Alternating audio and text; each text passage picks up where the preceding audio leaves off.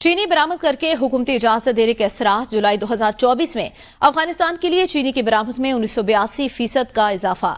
गुज़िश्ता माह अफगानिस्तान के लिए पाकिस्तान की सबसे ज्यादा बरामदात चीनी की रही। जुलाई में अफगानिस्तान के लिए $1,86,00,000 की चीनी बरामद की गई। जुलाई 2023 में अफगानिस्तान के लिए $9 लाख की चीनी बरामद की गई थी।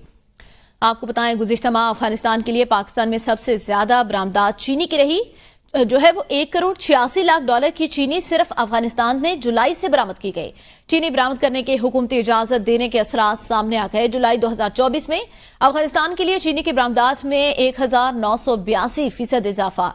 गुज़िश्ता माह अफगानिस्तान के लिए पाकिस्तान की सबसे ज्यादा बरामदात सामने आई हैं। अफगानिस्तान के लिए $1,86,00,000 की चीनी बरामद की गई। रिजवान अब्बासी मजीद बताएंगे।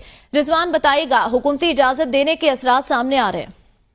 देखें, चीनी की बरामद के हवाले से हुकूमती जो इजाजतनामा था उसके जो असरात हैं वो सामने आ चुके हैं। और जुलाई 2024 में अफगानिस्तान के लिए चीनी की जो बरामद थी, जो एक्सपोर्ट थी, वो 1982% इजाफा हुआ। यानी तमाम तर अशिया की जो एक्सपोर्ट थी उसमें चीनी की एक्सपोर्ट बाजी ले गई। और गुज़िश्ता माह अफगानिस्तान के लिए पाकिस्तान की जो सबसे ज्यादा बरामद है वो चीनी की रही।